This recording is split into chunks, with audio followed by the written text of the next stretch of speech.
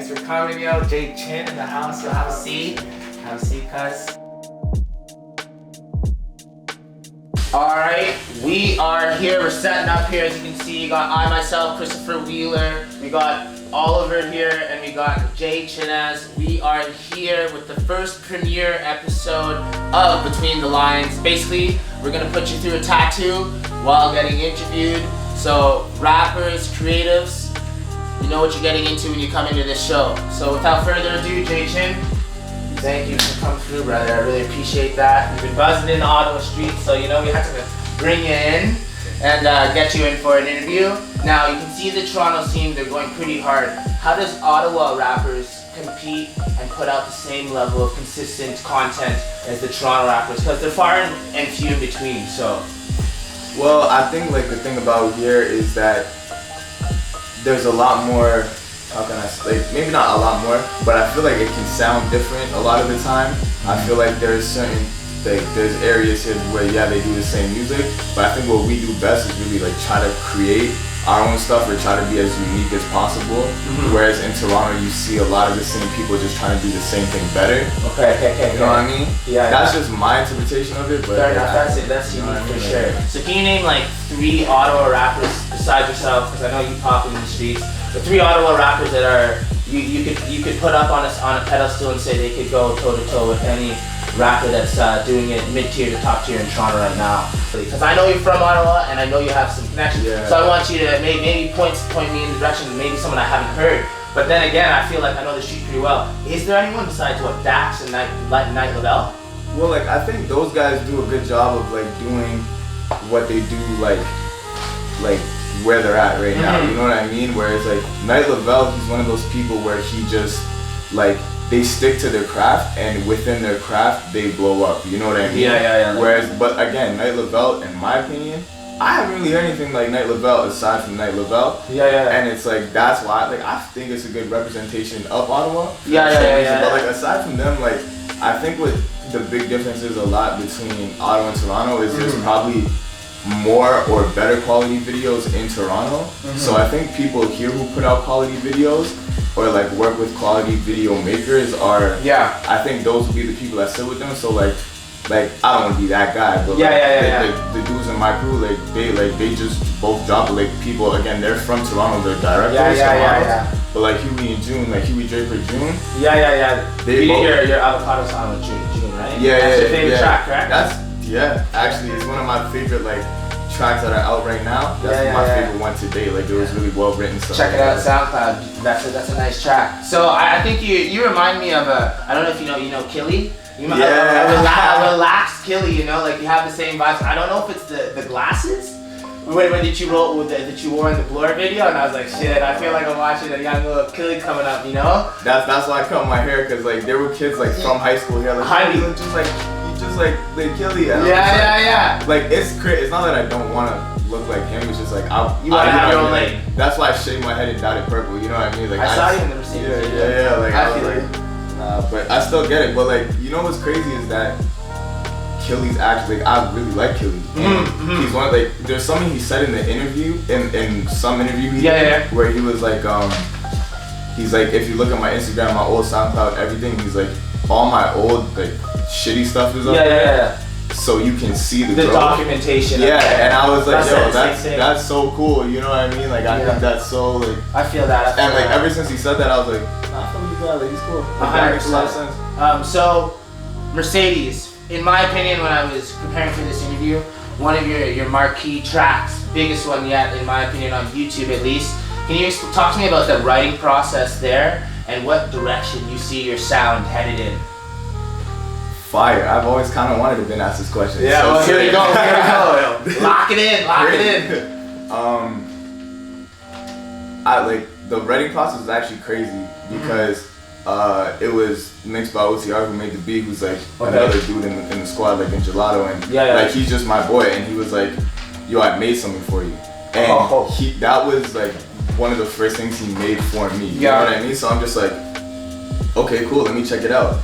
And the minute I heard it, I wrote like at least the first half of the verse like within like the second time of me listening to the beat. Cause I was like, the song skips along nicely. Like I'm listening to it. Like it goes. There's 3 verses first of all. The depth of the there's 3 or 2. I feel like it's so smooth. There was 3. I could be wrong though, cause I was like, this guy has some good quality bars. So props to that song. I definitely like it a lot. But I have a question for you because I'm like looking at your catalog. I see it's predominantly on SoundCloud, and I want to know when the fans can, or the Jchinnasz audience can expect a full front to back Jchinnasz project. Dude, I know, right? I gotta put you on the spotlight. No. Yeah. So if you want to elaborate on your sound a little bit more, but we want to get to. Oh no, I'll get to that for sure. Okay, but, yeah. Please. It kind of ties into it because it's like probably. Cause right now like we have like a listening party coming up in the next couple days. Okay. And guys, mark your calendars for going. Fair. Yeah. So what talking about? That's on Thursday. This upcoming Thursday. It's Severe Nature. Okay. No. They're like a brand in Ottawa clothing brand, but like they've been putting on a lot of like event and more like media type things. Okay, so listening party for like just all gelato, like we're all just premiering new music. Okay. And like we're gonna have like merch and stuff there. So like that's kind of like, and we were preparing. Fair. We're like I've been kind of preparing for that. And so like I have a lot of songs that are a lot of different sounds. Yeah. But I don't know when a project like there's gonna be a lot of music dropping. Yeah. But it's probably just gonna be singles. Stuff like that. Just cause like. Now singles on YouTube or singles on SoundCloud? How do you defer and how do you put your time in? Because usually, see the thing with Toronto artists, they're gonna put a song with the video regardless every single time. And that's hard to do. It's gonna cost you a rack to 2 racks for the video. It takes some discipline and saving, or you're a trap star for lack of a better term, you know what I mean? Yeah. So how do you compete with that? Or are you gonna drop on SoundCloud? Or when you say you're gonna drop these singles, are you gonna drop the singles with each video?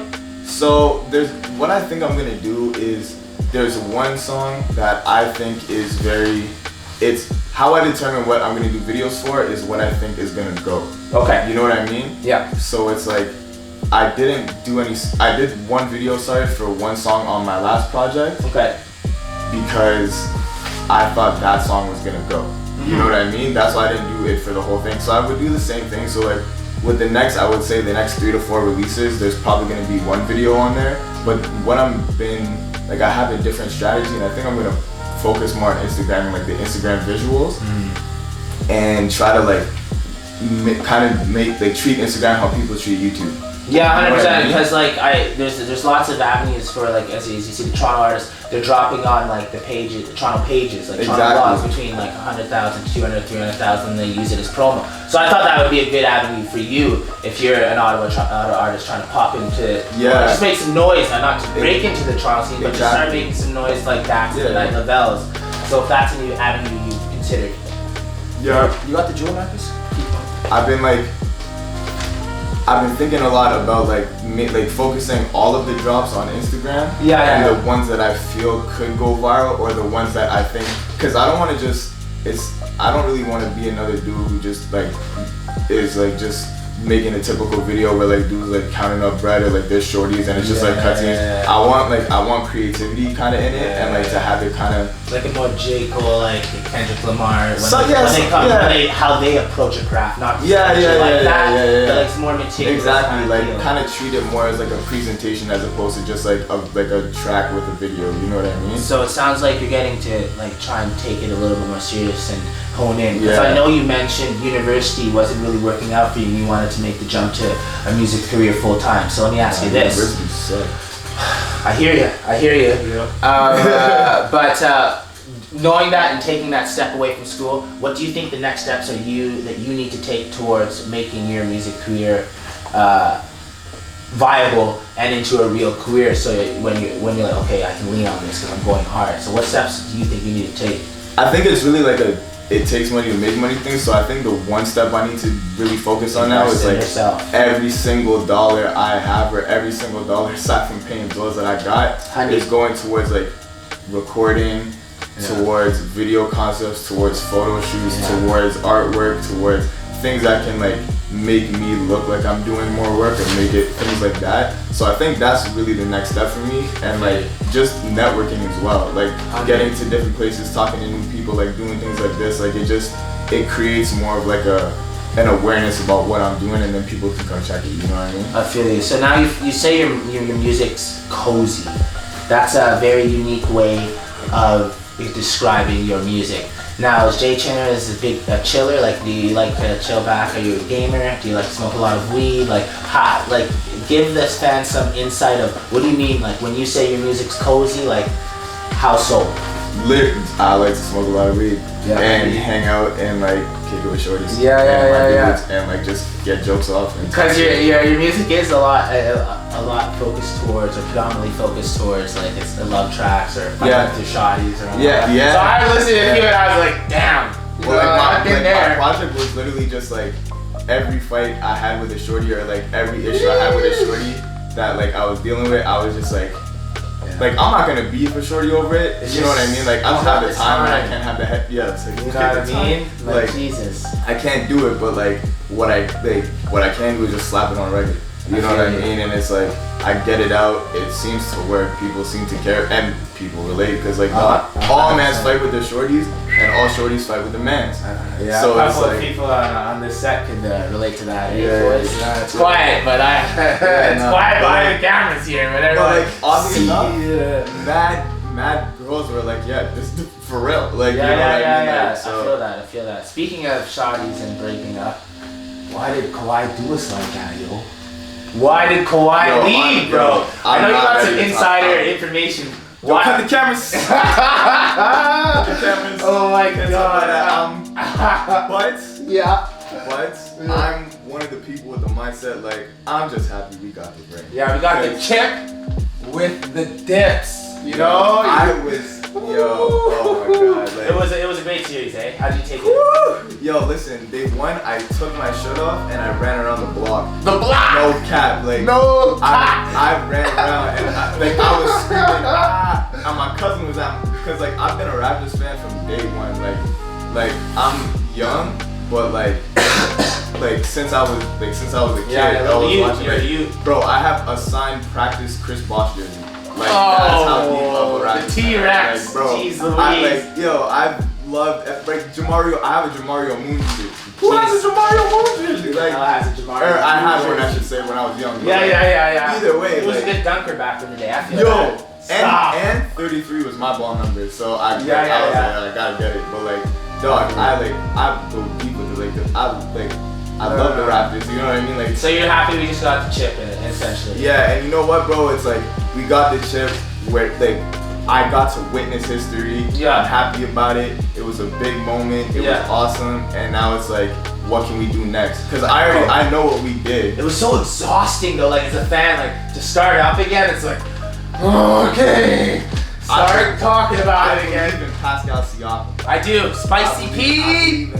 Yeah. Apparently we're going after Jchinnasz' younger brother. Well, yo, we signed him just to like cushion in the next 2 years. So like, if you got your younger brother, we'll see you in 2 kind of deal, you know? Yeah, but like, I think it's one of those where it's like, if he gets nice, he'll get nice. Yeah, you know. We didn't trade him for that Westbrook Paul George deal. I don't want Westbrook on my team. Definitely not. Now I want to run it back a little bit here. I know you're an ASAP fan. And there's some controversy going on there. What do you think of the situation at ASAP Rocky? I'm talking about, of course, I know the whole mob, but specifically, I know you're an ASAP Rocky fan.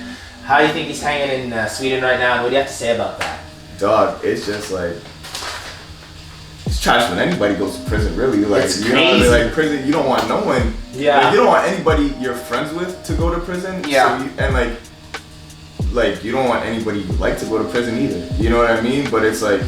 I haven't really been keeping up with it because like there's just been like because I mainly just go on Twitter. If I told you this in 2016 that Kim Kardashian, Kanye West, and Trump were inspiring to get ASAP Rocky out of Sweden, how crazy would I sound? But that's what's happening right now. Life is actually a simulation. Like it's 2019. Just get the rap. This can't be real. Like the real world is like wrestling. You know what I mean? It's like, it looks so real, but it can't be real. Fake. It's crazy, I know. Like, bro, this is insane. Could you believe this? Like the world is run by Twitter. That's Yeah. what's crazy, because it's just like, what can go viral and look fucking crazy, and it's that. No, I just would never have thought we were gonna get there. Yo, you know? Now, I wanna wrap it up soon, but I have a few last questions to get to, because your last drop, majorly video-wise, was Mercedes. Am I correct in that? When can we expect? You're talking singles, just trying to get an exclusive here. When can the fans expect another drop for a single with a video, shall we say? Because I know you're frequent on the SoundCloud, but the full package is the video with the song, or a song with a video for it. I haven't started on anything yet, but Okay. saying this will hopefully make me stick to my word. I'm aiming to have it on the 1 year anniversary of Mercedes, which was my birthday. Like, I dropped it as like basically a birthday gift to me. Okay. You know what I mean? Because it's like, It takes a lot of energy to go Yeah, into and videos, I do my music for me. You know what I mean? It's like, I try to make music that I've never heard before and that I want to listen to, but I can't find made anywhere else. You know what I mean? So I'm kind of like so. Anyways, long story less long. I'm gonna try to drop something on my birthday this year, September 26th, with a video. I'm trying. You heard him. That's the intention. Okay.